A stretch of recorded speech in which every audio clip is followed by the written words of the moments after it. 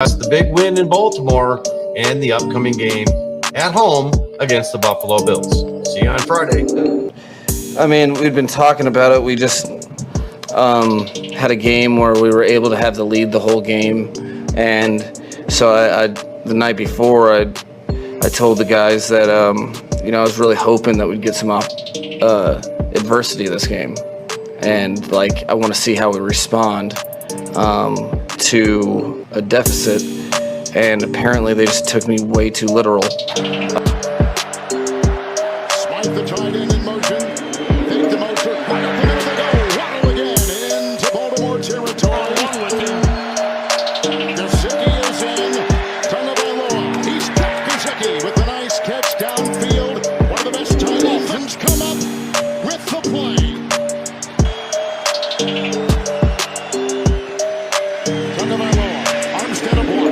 And he's got the receiver. Buckle up, hold on to your heads. Here comes Waddle.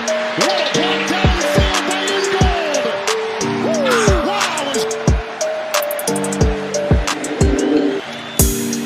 Sure field a block for Waddle, who knocks in for the touchdown.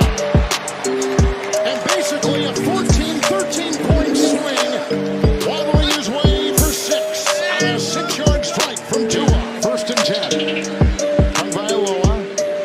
Outside, room to roam, and there he goes, corkscrewing by midfield here. So cut Waddle's route short. That's a big 3rd down here. 3rd and 13, and to the end zone. Gesicki, touchdown! What a catch! 14. 26 seconds to play in the quarter. Tagovailoa. I diverted the block and wide open. They got the leap and Waddle by midfield and down to the 42-yard line. There's a rhythm that you get into with your quarterback and how it goes in the preseason. It's so difficult to get in any kind of rhythm. Second down and 6 and underneath Waddle, who got away on the first. Waddle atop his screen. Tagovailoa. Here they come with Washington. There he goes. Oweh chasing. Touchdown, Craycraft. 2-yard throw. Tagovailoa with his 3rd touchdown pass today. 9, 3rd and 10. Tua going deep. Oh, he's got Hill! He's got Hill! That is 6. Tagovailoa, blocked by Armstead. Going, he's got him! He's got him! Tyreek Hill! And the Dolphins have come back! 60 yards! Craycraft. Edmonds. Big hole! Sprinting free! There he goes! Inside the 10! Tagovailoa. Blocked by Armstead. 2 into the end zone. Caught for the touchdown! Caught for the touchdown!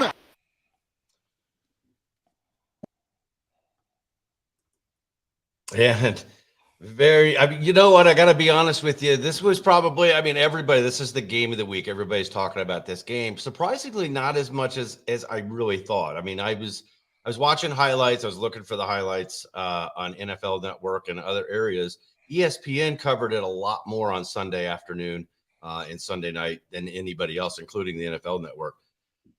It's a great win, and I want the Dolphins fans to be happy about this. We haven't seen anything like this in quite a long time. And Bobby, what's your take on this? And by the way, welcome to DolFan Radio again. It's good to have you. Hey, good morning. How are you? You know what's kind of weird though is that as great as that win was for you guys, especially, the one thing that kind of maybe slightly diluted it was that it happened all across the NFL last week. Yours was the best win. We weren't the only ones. You had the Jets, and you also had Arizona.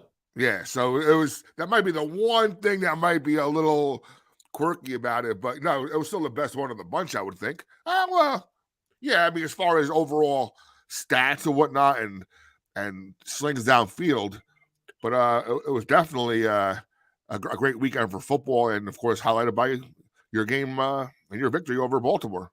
Well, and the thing is that the biggest thing is, and there's been other players, the guys that have come out. Tony Gonzalez is one of them. Even Ryan Fitzpatrick, and he loves Mike Gesicki. He talked about him last night. He said Mike G. But anyway, a lot of them are saying, it was Gonzalez was the first one. He said, look, he said, I saw this after everything we've seen from Tua over his first 2 seasons. He said, I saw this as a flash in the pan game. So to me, it's still just a flash in the pan. And I gotta kind of agree with that. It was great to see. And granted, you're putting Tua in the company of Bob Greasy and Dan Marino. And he did, I mean, that spin move that he pulled, that 1 touchdown pass was incredible. I mean, he juked that guy right out of his shoes. But you got to look at this. This is one game. This is one game that our defense did not show up. And we know that Xavier Howard is on the injury list this week with the groin injury. It came out that he was nursing a groin injury last week, but he wasn't limited in practice. But you got to wonder, because he looked like toast on a couple of those plays last week, as did the rest of our defensive secondary. Now, I know you're up against Lamar Jackson. I get it. But, you know, the word out there is that Lamar Jackson was able to figure out the zero blitz coverage that the Dolphins put out there on their defense. And I believe it was Richard Sherman said, this is a team that coming into this week, going up against the Buffalo Bills with the receivers that they have and Josh Allen, you think you're going to go out there. The Dolphins love to play man-to-man every single play. They said this is going to be a long game. Now, the Dolphins, have they shown the ability to get into a shootout with a team like Buffalo? Certainly. They've shown that they are one of the top teams in the AFC. And that's, you know, you look at the Dolphins going in at the beginning of the week, they were going into last week's game against Baltimore. They were ranked number 13. Now the NFL rankings have them moving up 5 spots to number 8. So they're in the top 10. Do you think that that's everything that I've just said, everything about what they were able to accomplish, 21 points to come back in the fourth quarter, 4 touchdown passes in the fourth quarter alone, including the game winner. But considering what they had to do, and there was an interesting story on Football Morning in America that talked about McDaniel's discussion with them about the effort play. They had one play. They have actually a series of plays that it's just like things aren't going our way. Let's just see if we can mix it up and just F it and go for it. And the effort play worked. And that seemed to be one of the catalysts to get this comeback going. But this is the National Football League. And going up against a team like Buffalo, can the Dolphins afford to fall behind against a team like Buffalo like they did against Baltimore? I would think while in our pre-show discussion, how we said, the first 3-4 weeks of football, you kind of take a step back and observe, right? Yeah. The way it looks right now, I don't think too many teams are going to come back on Buffalo. Okay, that could change. We only have a 2-game sample, but if like the question you asked me, I would think it would be tougher to come back against Buffalo than say Baltimore. Don't forget, Baltimore's defense was horrendous last year too, and they didn't do too much. They didn't do too much to improve it, obviously.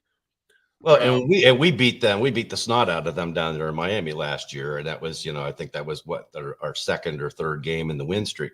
And obviously, it was a little different. I see some issues with the Boyer-led defense. Now, he was the defensive coordinator last year under Brian Flores, but all rumors had it that when Flores had had enough. At 1-7, he'd had enough because we kept looking over at each other. All of us were talking about what is wrong with our defense, because our defense is supposed to be the strength of this team. All through that 7-game losing streak last year, the defense just looked lost. They would play okay, and then they would kind of give up a big play near the half. And the next thing you know, the Dolphins are in a hole. And of course, we all know what happened with, we had Jacoby Brissett because Tua was out. And by the time the offense started clicking just a little bit and started getting us kind of back into the game, the defense had already given up too many points. It was too late. It was always a case of too little, too late. You can't do that in the National Football League, especially against teams like Buffalo, Kansas City, the Chargers. And I would beg to differ. Any of these teams that Miami's going to be playing, Cincinnati, despite their 0-2 record, they're still the defending AFC champions, and they still have a decent team. Their problem is their offensive line.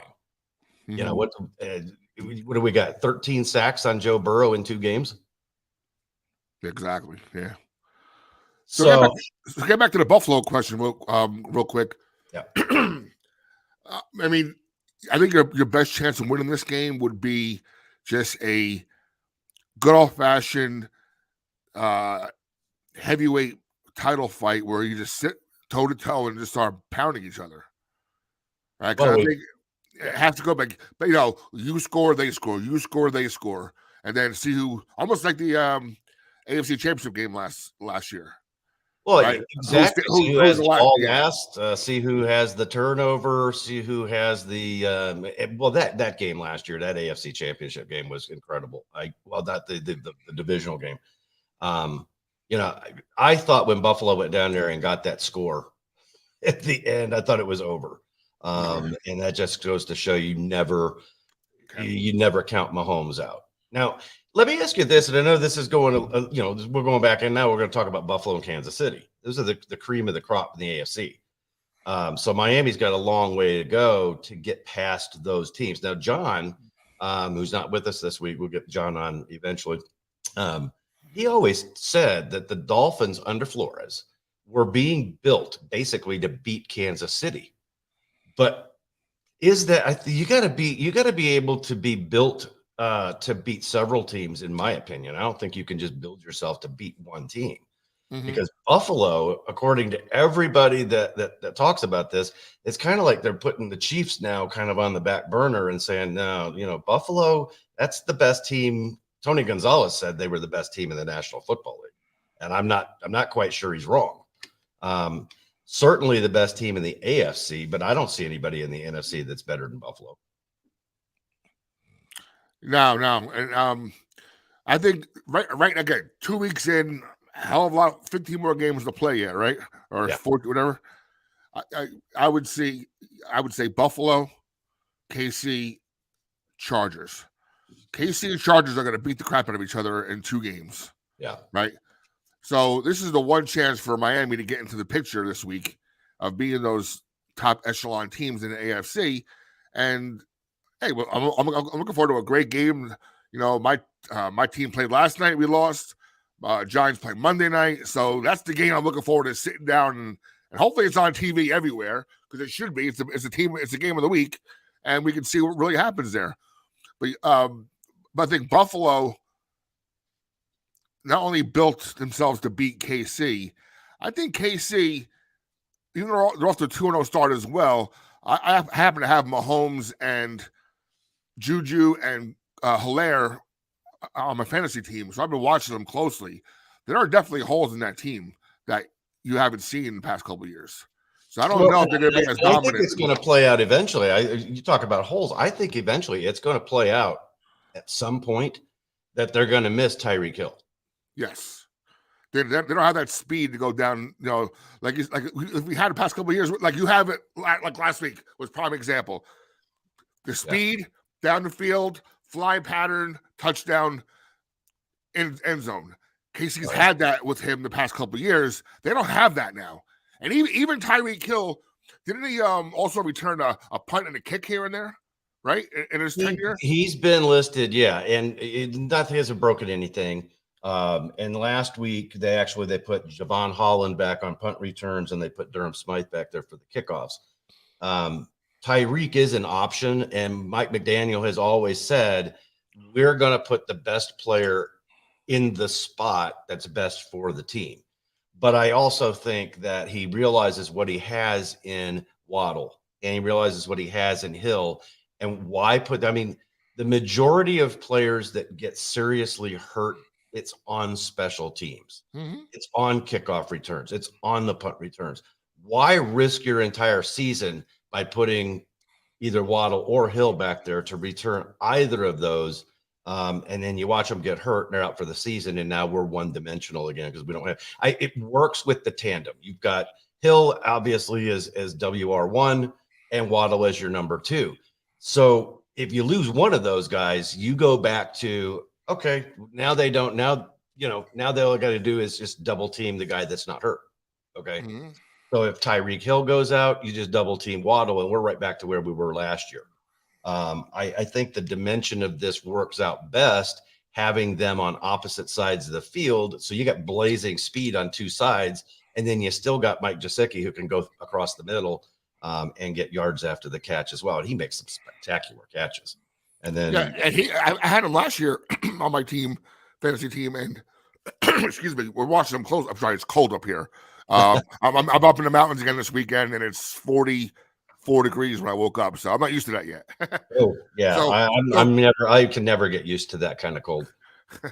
So Gesicki was always that player where he played better when somebody was out, right? But now I think he's going to emerge again because you know what? There's only so many good D-backs and linebackers to go around, and he's gonna find his holes in the seam somewhere where everybody focusing on Waddle and Hill.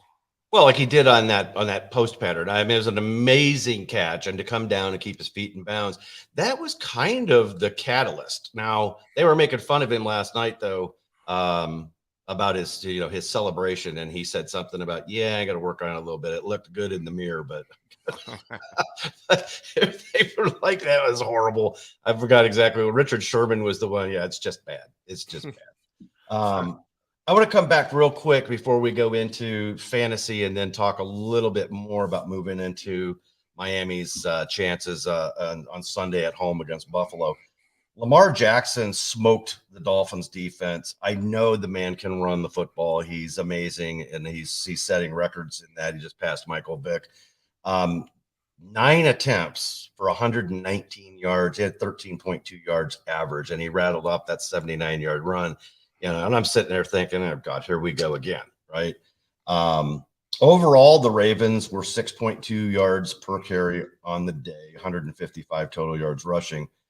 Andrews and Bateman, though, 104 and 108 yards receiving. Bateman had that 75-yard long pass for the touchdown. He had 27 yards per catch. Granted, he was targeted 7 times. He only caught 4, but one of them was that 75-yard touchdown. And then, the game might have been a lot different had it not been for the opening kickoff. Duvernay returns that 103 yards for a touchdown, and we're down 7-0 immediately. Now, granted, we scratched and clawed our way back. I tied it, only to watch the Ravens then just kind of blitzkrieg us. You're sitting there at halftime, 28-7. But our defense settled down a little bit in the second half. And of course, it took the offense a little time to get rolling. They didn't start rolling. Somebody told them that the game started in the fourth quarter. But I think it would go back to the Mike McDaniel's talking about the effort play, and he's talked to Tua about that considerably. And the guys were talking about this last night. They said, in a game like that, and that was one thing that Tony Gonzalez was bringing up. He said, I think maybe flash in the pan. I want to see this a lot more because he said sometimes, you get behind in games like that and you get relaxed because you got nothing to lose and you just start winging the ball. And then all of a sudden good things start to happen. And that's obviously what happened for the Miami Dolphins. And I don't want to take anything away from this win. It was exciting. I still have a smile on my face all this week. But that's the type of thing, as we talked about earlier in the show, you can't do that week in and week out. You will get eaten alive in this league. Exactly. Again, this is I'm looking forward to it. Again, I'm really hoping that the suits up in New York City's NFL's offices or whoever puts this game on TV because it needs to be watched worldwide, countrywide, coast to coast. Yeah. Well, they haven't actually done that. It's not going to be televised here in Las Vegas, although I'll get to go see it. I'll go to the sports book and watch every game. But they've kind of messed it up a little bit to me. It doesn't look like it's getting enough play. And I think from a business decision by the National Football League, if it's about revenue, I think you're missing a big, big chance because there's a lot of people all across the country at every market that probably want to see this Miami Buffalo game. There's my cousin John chiming in. Yeah. Yeah, Cincinnati is going to be played in Pennsylvania, and I know that there's and John, if you're looking at that national broadcast map, I think you're going to be surprised that this game coming up against Buffalo is not going to be played in enough areas. I think they're really missing out on a tremendous opportunity from a revenue standpoint. And the one good thing though about that, if you watch Red Zone, they will when there's nothing going on in the at that moment of time watching Red Zone, he will turn to the marquee matchup and kind of watch out for a while until somebody gets into the Red Zone somewhere else.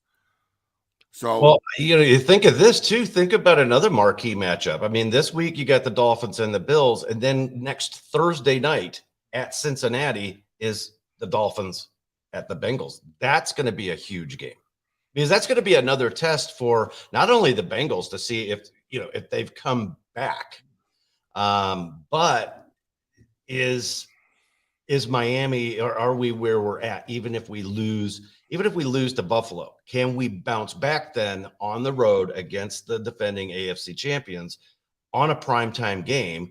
And I know Good Morning Football is absolutely loving on Tua this week. Everybody's loving on him. I mean, there's comparisons to Dan Marino. Did Dan Marino just go into the locker room at halftime and suit up and put Tua's jersey on? A little shorter. Is he a little shorter, Tua? Yeah, Tua is 6 foot. Dan was 6'4", or well, he's still 6'4". And that's been a knock on Tua. It was one of my knocks on him. I wanted Justin Herbert.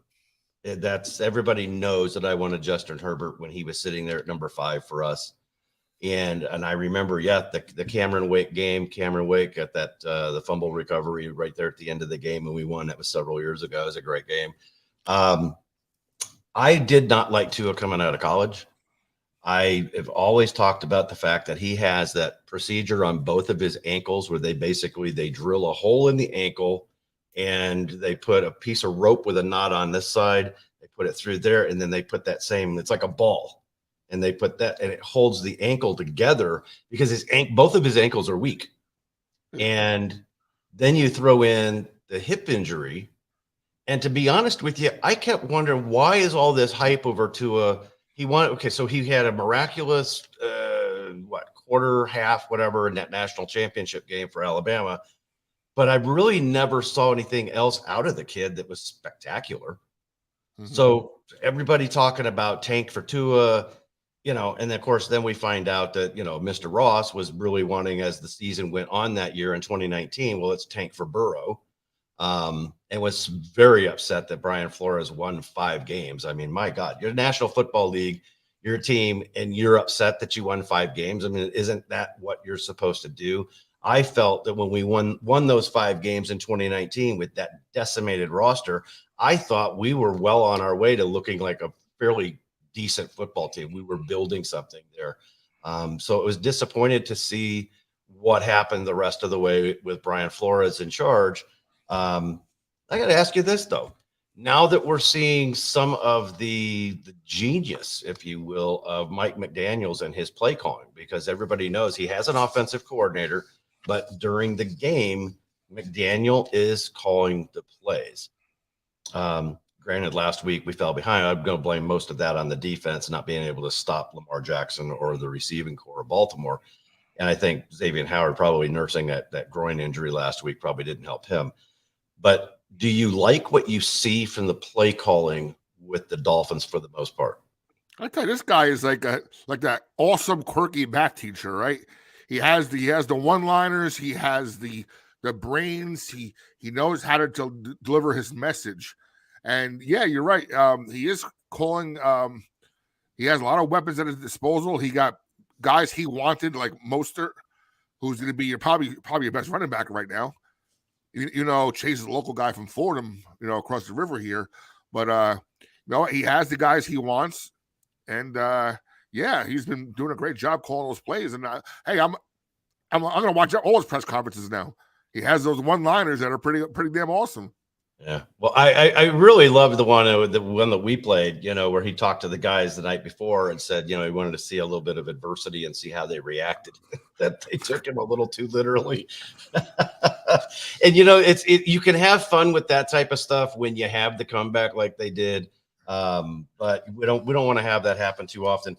Real quick before we get into the fantasy. So the Dolphins, this would have been a great shootout either way. Okay. Based on if you looked at the final statistics, you would have probably thought that this was a shootout all the way. If you hadn't watched the game and you hadn't looked at the box score and you just looked at the statistics, you would probably have thought they were just going toe to toe, touchdown for touchdown. You would have never thought it was 28-7 at halftime, 35-14 going into the fourth quarter. The Dolphins, total first downs, 27 to the Ravens, 23. Third down efficiency, Dolphins 63.6 to the Ravens 30%. Fourth down efficiency, Dolphins 100%, 2 for 2. Ravens 1 of 3, 33.3%. But here's where it gets interesting. And here's your shootout numbers. Total net yards 547 for the Dolphins, 473 for Baltimore. And then the Dolphins actually they had 7.9 yards per offensive play, but we gave up 8.8. Then you go into red zone efficiency, Dolphins 4 for 4, Ravens 2 for 3. Goal to go efficiency, Dolphins 2 for 2 and the Ravens 1 for 2. And time of possession, Dolphins dominated that 34 minutes and 47 seconds to 25-13. So like I said, if you didn't look at the box score and see the quarter by quarter scoring, you were just looking at the statistics and knew the final score, you would think that this was just toe to toe, touchdown to touchdown to touchdown to touchdown. And kudos to Dolphins fans like yourself, and I'm sure my cousin John there for hanging in and watching that game after halftime. Because I know if I'm watching a Giant game and they're down 28-7, I'm out of there. I'm my focus is somewhere else. It helped that I couldn't get the game on TV here in the studio, so I went over to the Palms. I sat down at the sports book. I sat down at the bar over at the sports book. I made sure they put it on one TV for me. And I sat there and I played video poker and won like $155. So I was happy that I was winning, but I kept paying attention to the TV. And, I've got my friend Chris called me at halftime, just absolutely ticked off because he was there with his mom. I've got our other co-host, Rodney Quick, who couldn't be here with us today because he had to work unexpectedly. So he's texting me throughout the entire game, and he's like, "Oh my God, this sucks." And to listen to the comments that Rodney had during the comeback, and watching it, and watching all of these people who are looking at me, and everybody's screaming and hollering. There was a lot more Dolphins fans at the Palms than there were Baltimore fans, and the place pretty much erupted when Waddle caught the game winner. So. Just a hell of a great day. Chris called me at the end of the game. He went from being ecstatic to, he said his mom could not stop smiling. She just could not stop celebrating it. So it was a great celebration. It was a great victory. And that's horrible. I'm glad that John was coaching his youth football, his youth football team. But to miss a game, when does youth football play on Sundays? That's a new one for me. Yeah, John. My little cousins, what are they playing on Sundays for? Yeah. Good point there. Good point. They're not getting paid yet. I have an iPad. Hey, when I'm DJing, right? Last night I'm DJing. I had my iPad on the Steelers game and my iPhone watching Aaron Judge trying to get 61. So even when I'm working, I got sports everywhere, Yeah, well, hey, in your Surge Sports, so you got to have it on there all the time. Exactly. All right, wow, 3 Sundays. 3 Sundays so far. Wow, and another one this weekend. Wrong league. This is the PWNFL. Jeez. All right, so I didn't know the NFL was starting to do Pee Wee developmental leagues. That's good though. All right, let's move on into let's talk about fantasy football moving forward. What are you looking at this week? What are the matchups that intrigue you that you think certain players you want to go ahead and sit or start? All right, I'm looking at the map here of all the games, so I'm trying to give you my input. I'll tell you, I mentioned this yesterday because I started my own show yesterday, finally, yesterday morning. There's a lot of rainy little icons throughout the map tomorrow. So weather could be a factor in a lot of locations, especially if you're not in a dome. For example, now, how's this for a reverse of fortune? You got I know it hasn't been cold yet, but I'm in New York State right now, and it's cold. So Buffalo hasn't left for Miami yet. They're freezing their butts off up there right now, and they're going into a balmy 87 degrees tomorrow. Well, and not only that, Sunday. game day, you do know the Dolphins, when Joe Robbie built this stadium, he put it all together a certain way. The architects were brilliant on this. They figured out the angle of the sun. So the Dolphins sideline, they're in the shade with their fans and their coolers blowing on them all game long. The opposing team, Buffalo's going to be over there on the opposite side. They're going to be baking in the sun. So they're going to be completely drained by middle of the second quarter. Now, you know what really sucked for us last year? The Buffalo game, our home opener, it started out, it was a balmy Sunday afternoon. I don't remember what the temperature was, but it was high 80s, and we were baking down there. And because I had my sideline passes were actually over on the visitor side. So I'm baking in the sun, my buddy's baking in the sun. And then all of a sudden you see this storm cloud come over the stadium. It gets like pitch black, like it's at nighttime, and it starts pouring rain, and it cooled everything off for the rest of the day. So wow. Sometimes it's good if it's a nice sunny day down there. And that was one of the reasons Don Shula always loved playing at 1:00.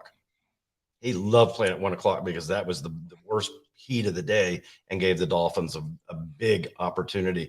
So let's go back to this. I know that I don't know if the Miami game is going to be affected by weather. This is hurricane season. There's a lot of tropical depressions that are coming through. There's one that's a little south of them, but it looks like it's going to pass before game time. We have some intriguing matchups that look like certain teams can actually score a lot of points. And those fantasy players like Kansas City and Indianapolis, that looks like an intriguing matchup. So what are you looking at overall? You got anything that completely stands out to you? Yeah, like you just said, KC at the Colts.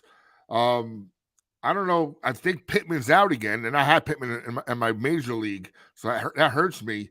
But like I said, like I mentioned before, I do have Mahomes and a few other guys for the Chiefs, and that seems like a game where a lot of points are going to be scored. The over-under is 50.5 right now. So I'm looking for a big game for the KC offense there.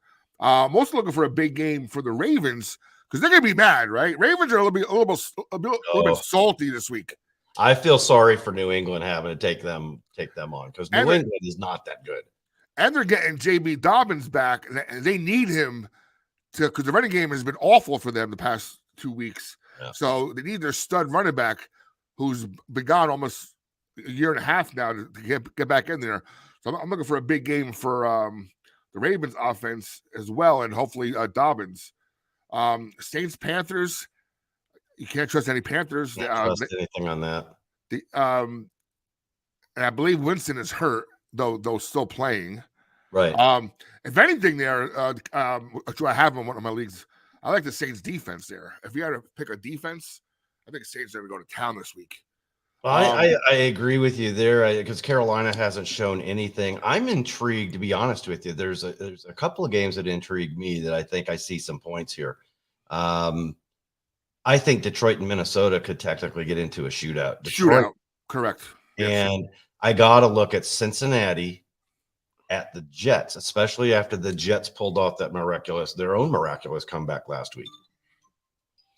Yeah, because since I was discussing on my show yesterday, now if you go 0-3 in the NFL, I don't care who you are, right? You're almost done. Yeah, I know we have an extra game now. It's 17-game season, but the Bengals 0-3 will be a tough hurdle to overcome. So they're playing desperate football right now. And who knows? Maybe the Jets got a little spark of life themselves with their comeback win. And you mentioned an 0-3 start, and here's the thing. The Bengals are doing it to themselves. They knew they had a problem 2 years ago with that offensive line. That's how come Burrow got hurt his first season. Mm-hmm. So you didn't fix it last year, you thought you had it fixed. You try to fix it this year, and it's not working because I believe Collins missed a lot of time, didn't he? Isn't he still missing some time?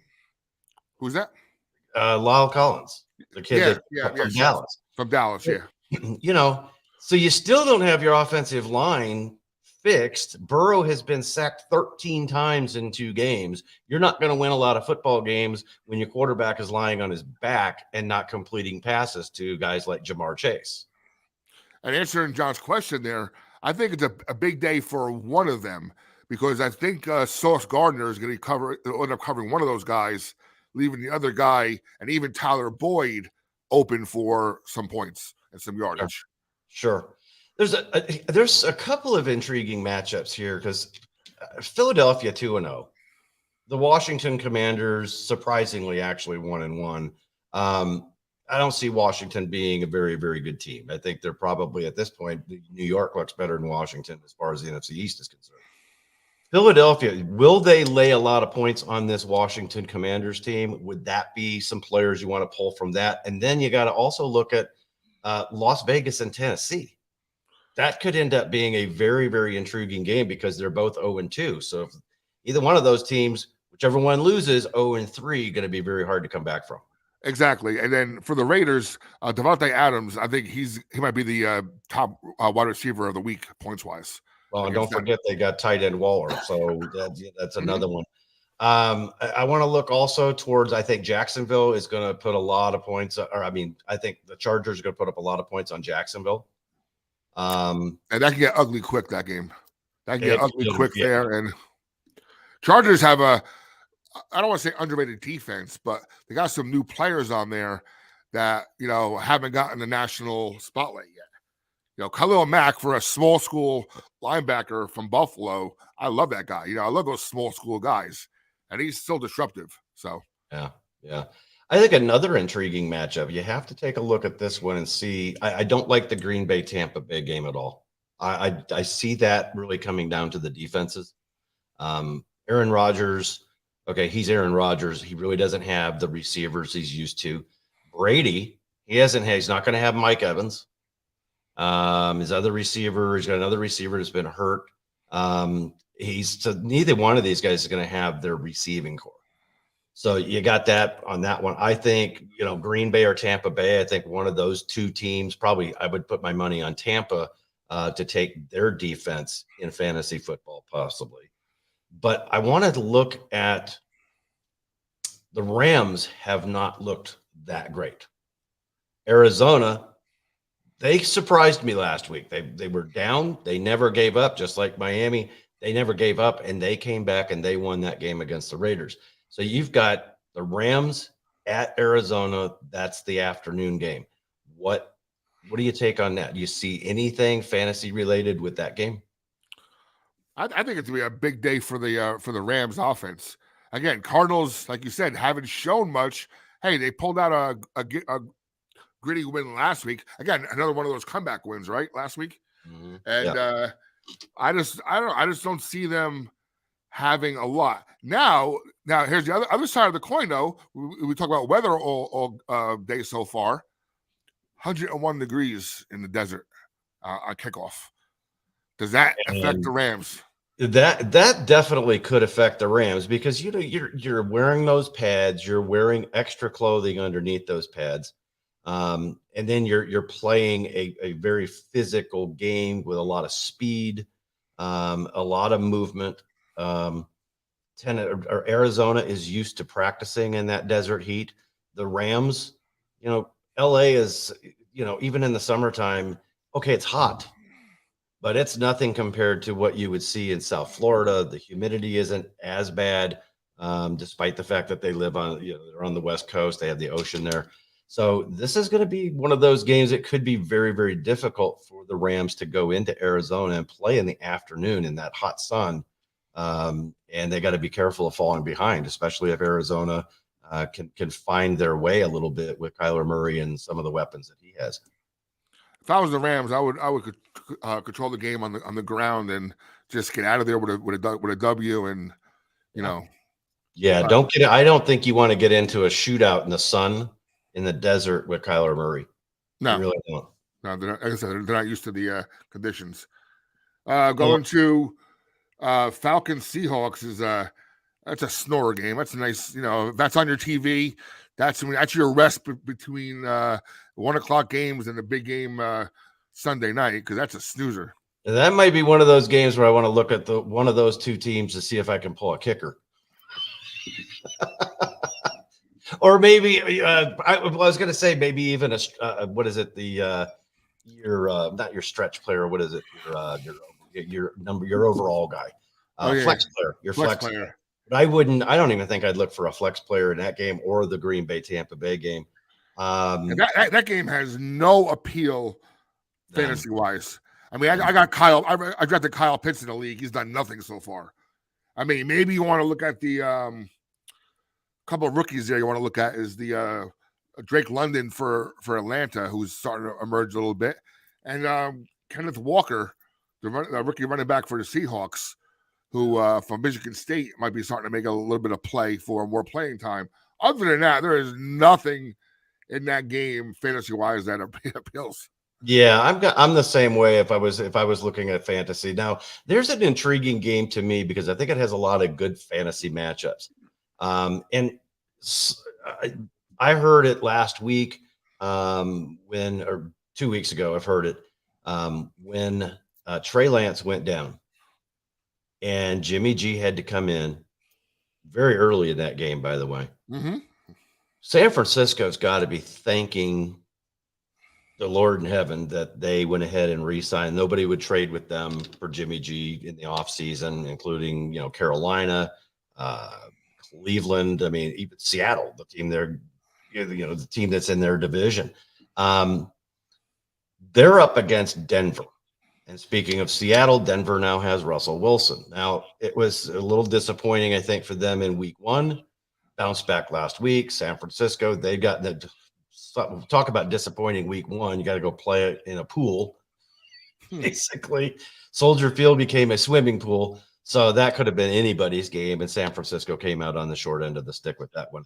But everybody was talking about the 49ers might have gotten, I hate to see Trey Lance go down, but they might have gotten fortunate that he went down and that they had kept Jimmy G, because at least now they really know what they have offensively. They really know how their offense is going to look.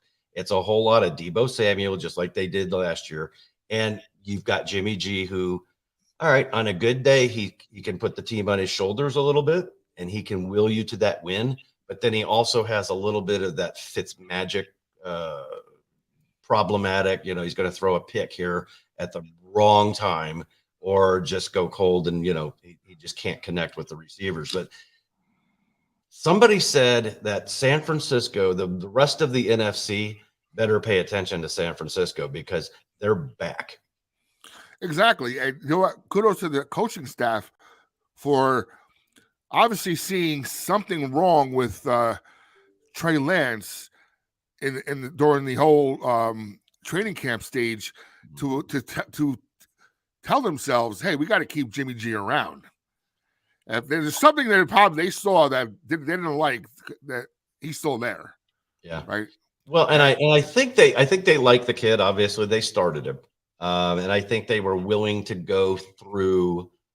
But then again, how long are you going to go with this kid when you're not completely sold on him? So you keep Jimmy G, right? Mm-hmm. How long are you going to keep this kid? It's like they were talking last night. How much longer is Mitchell Trubisky going to be the quarterback? Exactly. I was going to say the same thing. The exact opposite, but same effect. Yeah, exactly. Because he has not. I mean, Mitchell Trubisky, he had some. I'm going to give him kudos.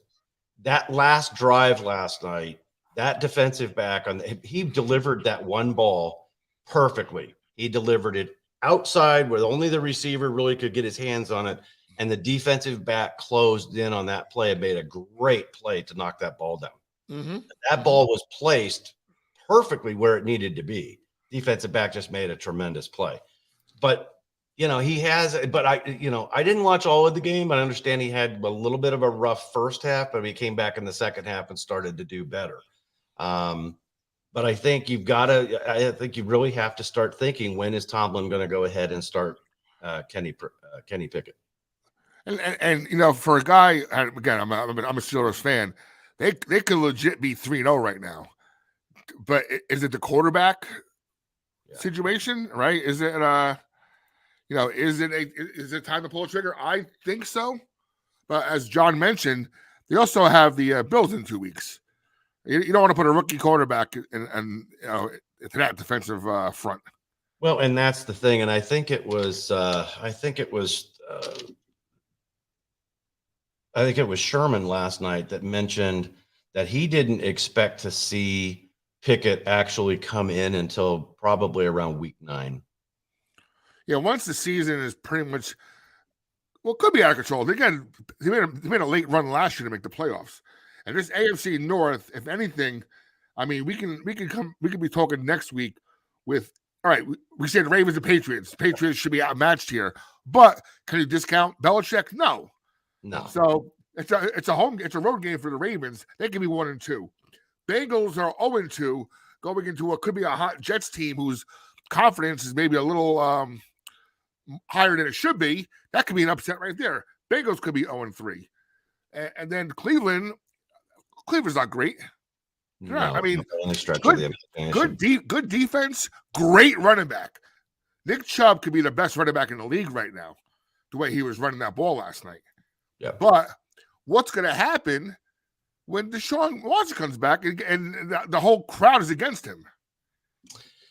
And that's, I was thinking the other day, I was thinking the same exact thing. And if Jacoby Brissett has won that locker room over, those guys love him to death.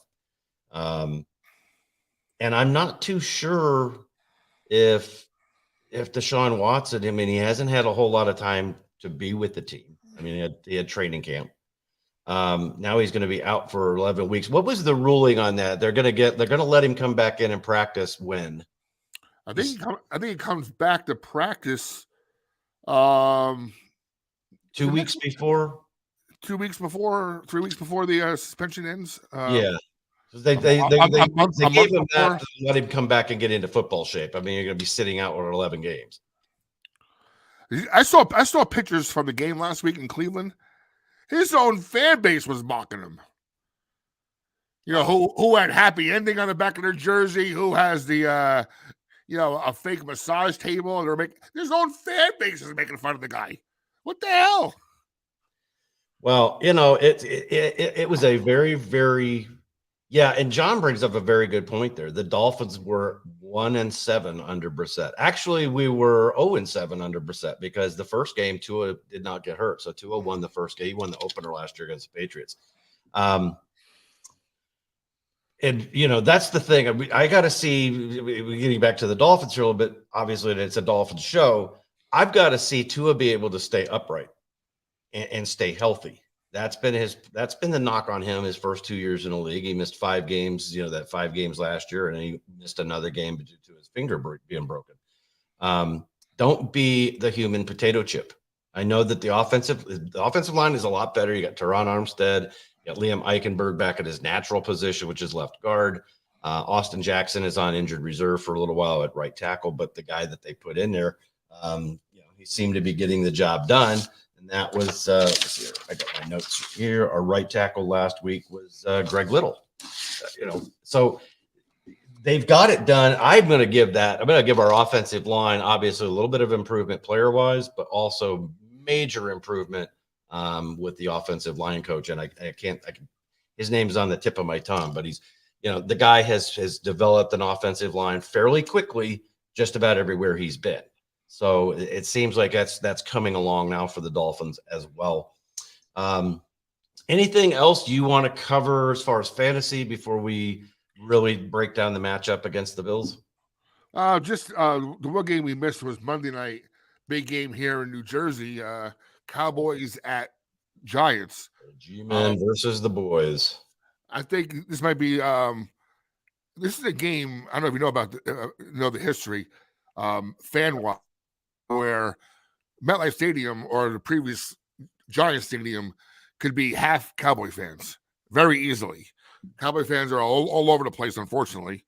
But it'd be interesting to see if with our 2-0 start, new coach, new GM, whether or not the Giant fan can keep their home theirs. You know what I'm saying?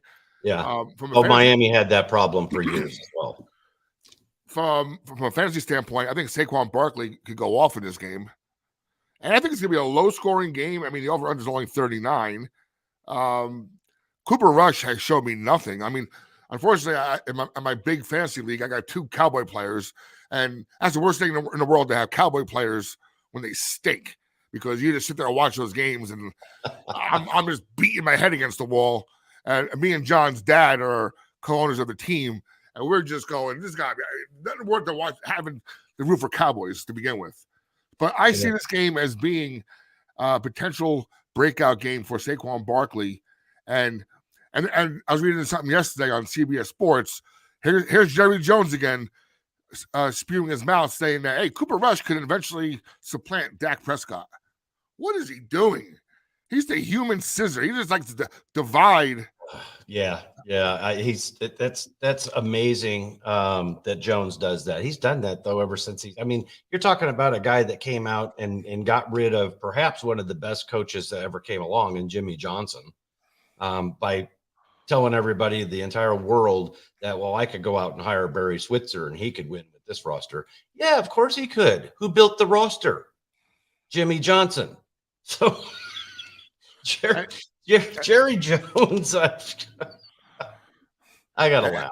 And as John mentioned, Tony Pollard is weeks away from being the starting running back in that team. I don't care how much money you're paying Zeke. Tony Pollard is the best running back in Dallas. And everybody knows that Zeke's going to be gone at the end of the season. Exactly. All right. I'm going to be honest with you. That's so disappointing, though, too, because Ezekiel Elliott, he had all the promise in the world coming. I wanted him in Miami, but the Cowboys picked him up. But talk about a disappointment. Would you call the guy a bust? No, he's not a bust, but you know what? It's a team-based game for the most part. And what has Dallas done in 25 years? Nothing. They have the most arrogant fan base ever for a team that's won nothing since the mid-90s. Yeah. You know what I'm saying? Yeah, I know. And and the thing is, we're talking about the Dolphins. Ever since Marino retired, we've been trying to find that replacement.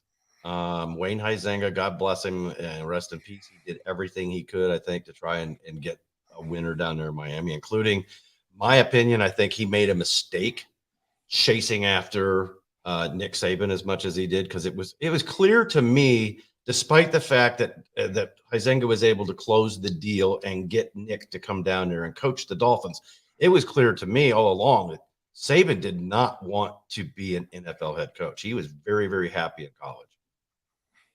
All right, I've asked you this question before we go on break down Bills Dolphins. Now, I've heard this through probably sports radio and whatnot.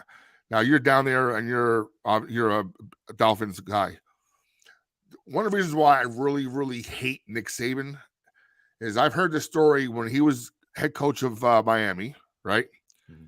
He was walking through the offices one day, and some random secretary said, I guess he just got a haircut or something. And the secretary goes to him, oh, your haircut looks nice, Mr. Saban. And about 10 minutes later, an email goes out to the full staff.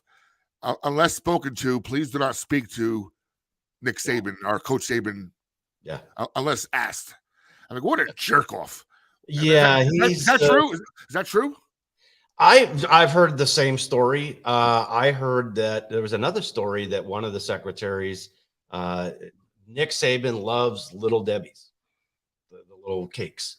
Mm-hmm. And I guess his secretary or one of the assistants didn't realize that he was out and didn't get them. And he just absolutely had a complete temper tantrum because he didn't have his Little Debbie's. So every time Miami loses, to me, it's a national day of celebration. I hate that guy. Oh. So yeah, I was like that also with with him when he went to Alabama. I hated him for years. I still don't like what he did to the Dolphins. I kind of understand it. He just didn't want to be in the National Football League, and his wife supposedly she hated Miami. And he hated the whole aspect of trying to coach millionaires. And John's talked about that before on the show. It's like how it's tough. How do you go in and coach millionaires? Because they'll just go, I'm not doing that, because they're making their money. They don't care. So it's a very, very difficult proposition. And I can't argue the fact that Nick Saban, despite the fact that I hate it, you got to put him up on the pedestal as perhaps one of the greatest, if not the greatest, college football coach in history. I mean, just the guy he's obviously a salesman, so he can do the recruiting and he can get the players that he wants to fit into his system. And of course, he's at Alabama, which is, a very, very popular school. It's not that hard to get guys to come down there. A lot of TV time. Look at how many Alabama players get drafted every single year into the National Football League. Now, do they all fit into the National Football League and become stars? No, because they're products of that system. And so that system is not necessarily an NFL system. They don't particularly run an NFL offense. They're more of their defensive players become studs in the National Football League rather than a lot of their offensive guys. But you still have a lot of guys on the offensive line coming out of Alabama that end up as stalwarts along offensive lines in the National Football League. And now you got Devontae Smith, and you've got Jalen Waddle. They're making noise in the National Football League as well. One for the Eagles, and of course the other one for our Miami Dolphins. All right, let's get on to the final breakdown here on the Buffalo game over the weekend. This is interesting. Out of the top 10 receivers in the National Football League, okay, 3 of them are playing this week. That would be Tyreek Hill. He is number 1. Stephon Diggs is number 2. Very, very close. If you look at the National Football League's receiver score, Tyreek Hill at 92. His yards after catch score, though, 99. Score on deep passes, 88. Where receiving score for Stephon Diggs is same. It's just 1 point lower, 91. He's 90 yards after catch. Deep passes, 88. His speed only 74, whereas Tyreek Hill scored out as a 97 on his speed. And then you got Jalen Waddle sitting there at number 3 with his speed at 90, yards after catch 99, and his total score is 88. So do you give this game? Can we look at Miami as really being able to go toe-to-toe with Buffalo just because of the speed? Because I'm understanding Buffalo has a little bit of a banged-up defense. Yes. So this could be a shootout. Now, Mike Florio at Pro Football Talk, I kind of agree with him. I hate to say this, but he said this was going to be somewhat of a shootout, but he likes the Bills to pull this thing out by a touchdown, 38-31. I actually think it's going to be a little closer, maybe 38-35, going to be decided by a field goal. And I think that field goal decision would be probably impacted by an untimely turnover or a special teams play. Yeah, I see this at the very least for 3 quarters being a close game. I think the fourth quarter is where the Bills might pull away a little bit. But you're right. I'm hoping for that sun to melt the Bills by the fourth quarter. Miami's just, they're winded and we're fresh. I think both teams' running games aren't the best. No. And that could be. I think you might have a little bit of advantage of Buffalo in the running game because Singletary, what's his name? Singletary, right? He is whoever the number 1 guy is. The Buffalo running back. Yeah. He's he hasn't been given a lot of opportunity, and he's been the best running back in Buffalo for about a half a season now, going into last year. But for some reason, they keep wanting to give it the 3-headed monster a chance. Yeah. Zach Moss has looked good in a couple of carries, but my point being, neither team's going to control this game on the ground. So that's why you have the propensity of having the shootout, because neither can run the ball that well. So Yeah. what happens there? You got to start passing more. Well, especially if you keep finding this is something that the Dolphins have had a problem with, and I know we're running out of time, so we're going to go here soon. The Dolphins have had an awful lot more third down plays. Good teams like Buffalo, Kansas City, they get first downs on first and second down. They don't face a whole lot of third downs at all.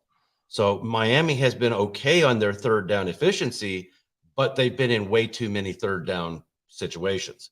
So that could play into this as well. If Buffalo is able to get those chunks of yardage on first and second down, and Miami is not able to do that, despite the fact that they would move the chains, what happens is Miami, you may go down the field, you may go toe-to-toe, touchdown for touchdown, but if you bog down in the red zone anytime or you have a mistake and you're out there for a lot of third down plays, that means you're running off a lot of time on that clock.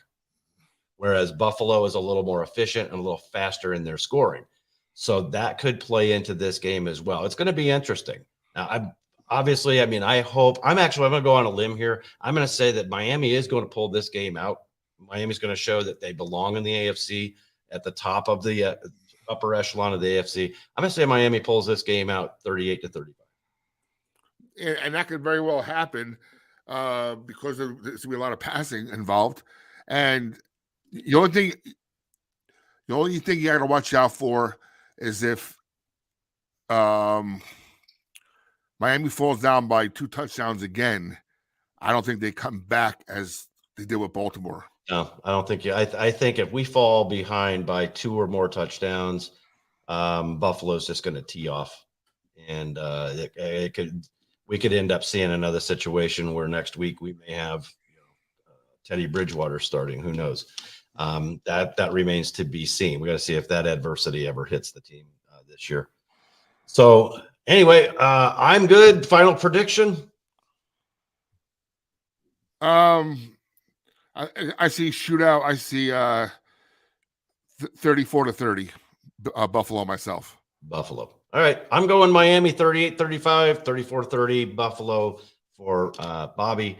And hopefully it turns out the Dolphins' way. Fins up. We'll see you next week right here on DolFan Radio, hopefully with another check mark in the W column. There's John's prediction right there. And hopefully for the second matchup between the two teams, we'll get the Buffalo Bill guys involved. We'll have a little one That'll of the be guys fun. involved. That'll be fun. We'll get some of the guys from the Bills Mafia. Absolutely. Have a great day. All right. You too. We'll see you next week right here on DolFan Radio.